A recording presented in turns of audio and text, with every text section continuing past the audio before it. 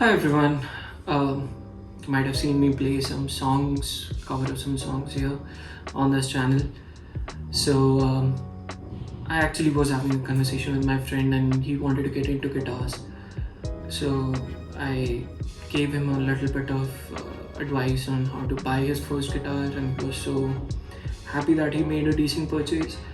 So he recommended that I should put out what I discussed with him on the internet because it might help some people who are trying to buy either in India or wherever you are.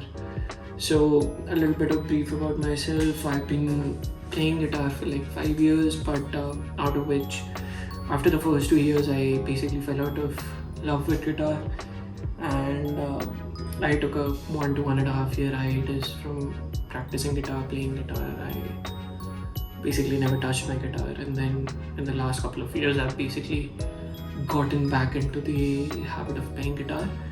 So roughly I've been playing for 3 years, you can say, and I still am a beginner, and I learn on my own. I don't have a teacher. I figured out some things online from here and there, and I thought I'll share some other things for people who are either planning to get into guitars or are planning to buy their first guitar. And yeah, I thought I'll share some advice. So yeah, cutting it short, the first thing you need to keep in mind while buying a guitar is budget, because if you don't have a budget in mind, you can basically spend as much money you want on a guitar, and the thing can basically get out of hand. So I would first suggest that keep a budget in mind. And the budget should be such that, let's say you have $100 to spend, you should buy a guitar that's worth $80, because if you have $100 to spare, you should always keep like a little bit extra for a couple of extra things that might come in handy later on. I will show you later on some of the things you have to buy along with the guitar, but I would suggest keeping 20% of your budget for some of the extra things. And yeah, that should be the first basically buying criteria for a guitar. If you want to get into it, it requires a purchase, which is the instrument itself. So yeah, I would suggest keeping at least 20% or 15% of whatever you have as your budget for extra accessories or whatever, I would say. Because as much as the guitar is the be all end all or the most important thing you can buy, there are some things you need to buy along with it, which basically you can't skimp on. So that's the first thing. Now you've decided on the budget. What do you do when you want to buy a guitar? So maybe there are two ways to approach it. Either you buy it online, either you buy it offline. But I would suggest, even if you don't want to buy it, or if it's not available offline, just go to an offline store and do a couple of things. You can pick a guitar off the shelf, even if you don't plan to buy it. A lot of places are pretty nice with it. You can just take that guitar and feel it out, feel out the instrument. For example, this is mine. You might have seen it if you've seen some of my covers, but it's an Ibanez, as you can see. So let's say if I was going to buy a guitar right now, and I'm sitting in a guitar shop, let's say right now. So one of the most important thing is the comfort. That's how I purchased this guitar, and I would suggest nothing beats the comfort of having a guitar that fits you well. So what do I mean when I say comfort? Guitars can be heavy, guitars can be light, guitars can have shorter neck length, which is this, and longer neck lengths, and so on and so forth. But that's not what I'm talking about in comfort. One of the first things is, when you hold a guitar, try holding a guitar like this and get your hand around like this. Doing this is very important, because this lets you know whether your hand fits with the guitar or the guitar fits your hand any other way. So first, let me tell you a couple of things about the guitar. So this is known as the nut of the guitar, and this basically is the length of the neck in a way. but as you can, I don't know if it's clear or not, but this length widens here, but it's narrower here. But ideally, this is where you play most of the open chords. So this thing should be comfortable enough. So if I put my hand here, you can see I cover a lot of the neck width, but I don't, basically it's not like here. So both of those things would be different for you. So if you have big hands, chubby hands like me, having a wider neck would make it much more comfortable for you to start out, because when you're building your muscle memory, it might be very difficult to mute some of the strings, might be difficult to read some of the top strings, which will come eventually. So ideally at the start, even if you don't know how to play a chord, you should still be able to feel it out and make this kind of a grip, right? This is the grip I'm planning for. How should I show it? Yeah, hold it like as if you are trying to punch someone. So like this, the palm should be on the back of the neck, like this, and that's how you're supposed to hold it. If you're able to close it, great. If the neck is narrow, you're gonna run into problems starting out, because if you're holding one string, it is your finger, if it's fat, it's gonna hit the string on the one that's above it or one that's below it. So those kind of issues can happen. So that's why I recommend anyone who's buying a guitar to try out some of the guitars, and the guitar that you feel comfortable with, go online, search its neck width, and you'll know what basically is the size of the nut for that particular guitar, and then you can take it from there if you want to purchase online. So now that we've covered the neck width, and if you want to play so if you want to go into a guitar store and try out, I think C chord, open C chord, which is this.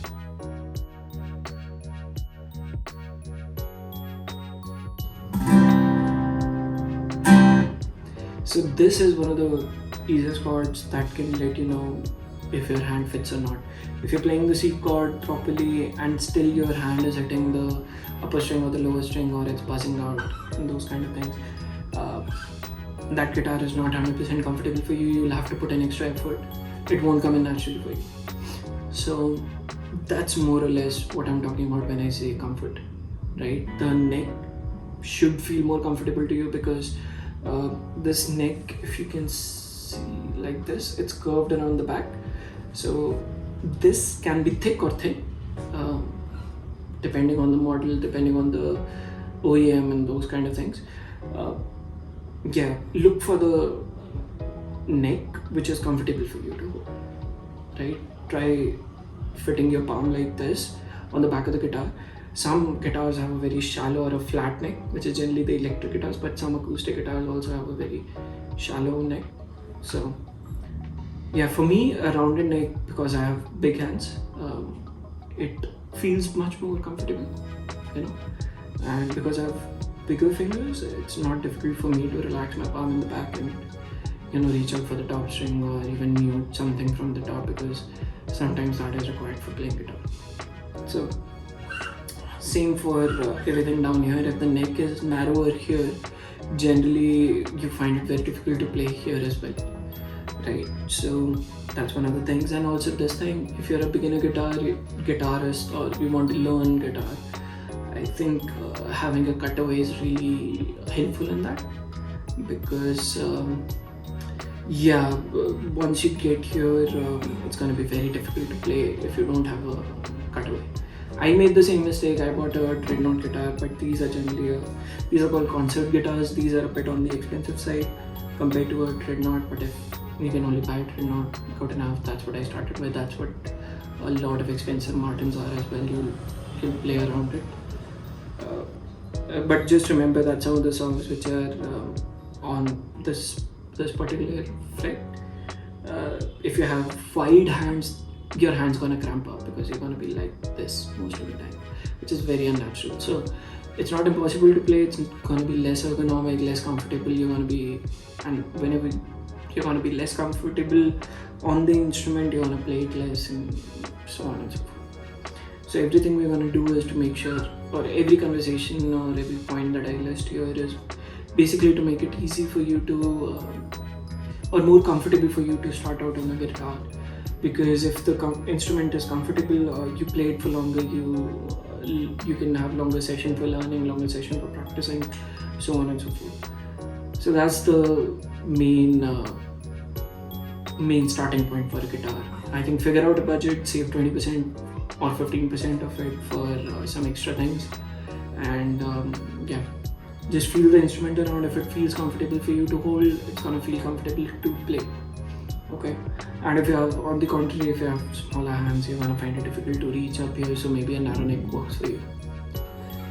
So that was the first thing, and yeah, that covers the brand. Sorry, we'll come to the brand, but that covers the comfortability and the playability part. So the reason I bought this guitar, it's a bit of on the expensive side for me, but as soon as I held it and played something like a B minor chord, which generally was very difficult for me to play on a starter guitar which I had earlier, mostly because my fingers never used to fit there, and it's very it was not set up properly basically. So it was very difficult for me to play, but the moment I play some of the chords, they sound out pretty nice, and when I was able to do these kind of things, I knew this guitar was the one I wanted to buy. I didn't even care if it was an Ibanez or had it been a quad or whatever. Which brings us to the OEMs. So we live in a fortunate time where most of the OEMs or most of the guitar manufacturers are available at a reasonable price.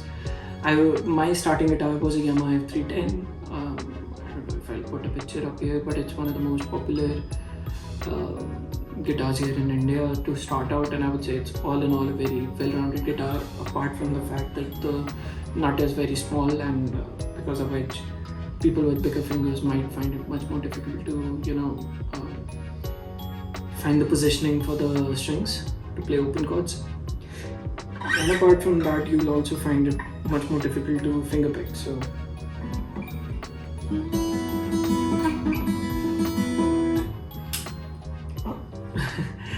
those kind of things, if you want to do, it's going to be very difficult, because as you can see, if the nut is not wide enough, there's not much space to pick fingers, and then you're going to be on the edge and playing with your nail, and that's a very different sound which I don't like. I like to play with my thumb or the bone of the thumb or the harder part of the thumb.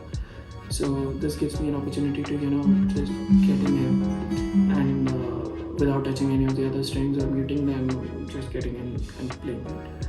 So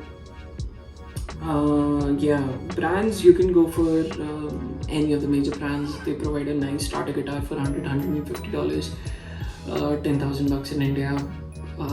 My guitar was $9,000, and it was a lovely guitar.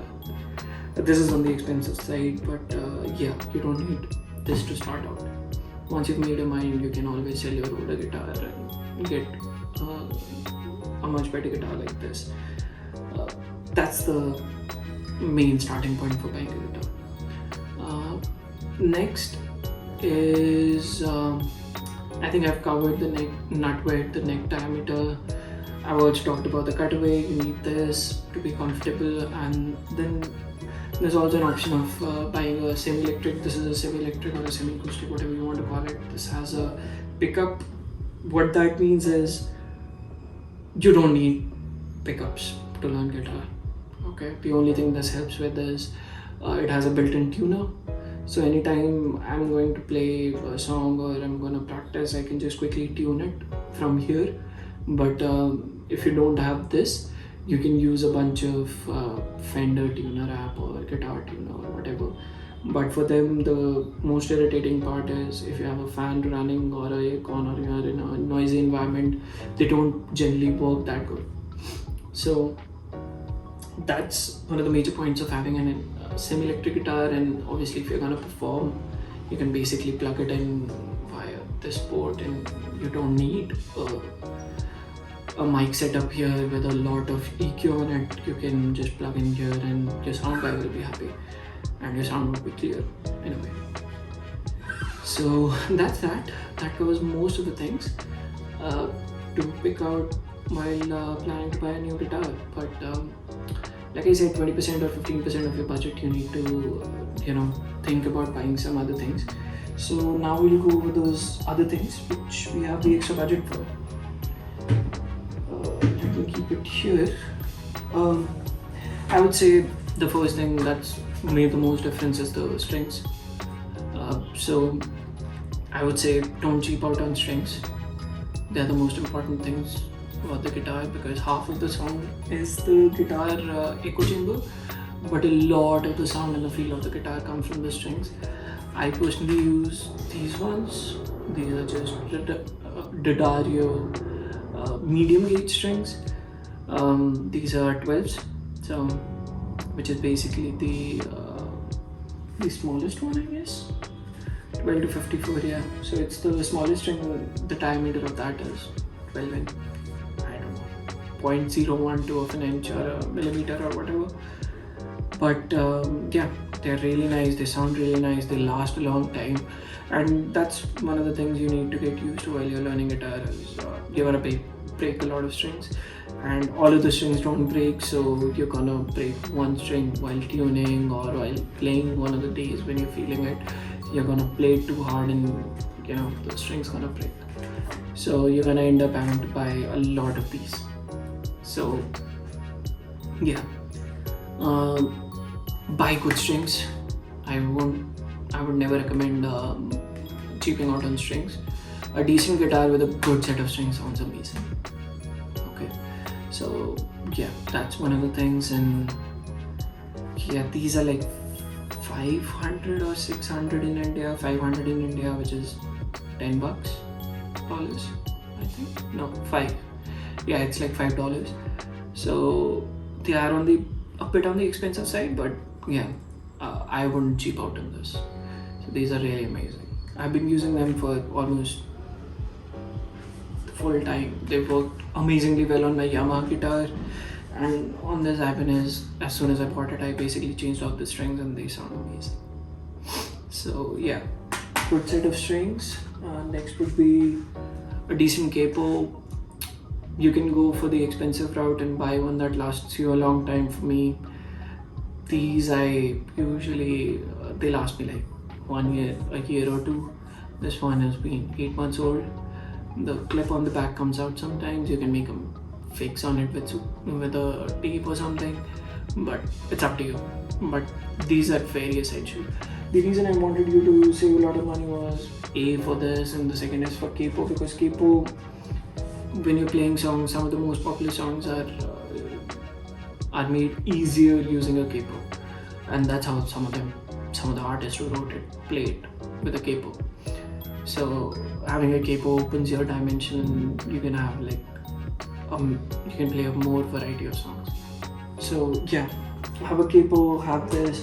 I would say buy a decent guitar bag if you travel a lot. Even if you just store your guitar, just get a proper guitar bag. It saves a lot of dust and useless things going up there.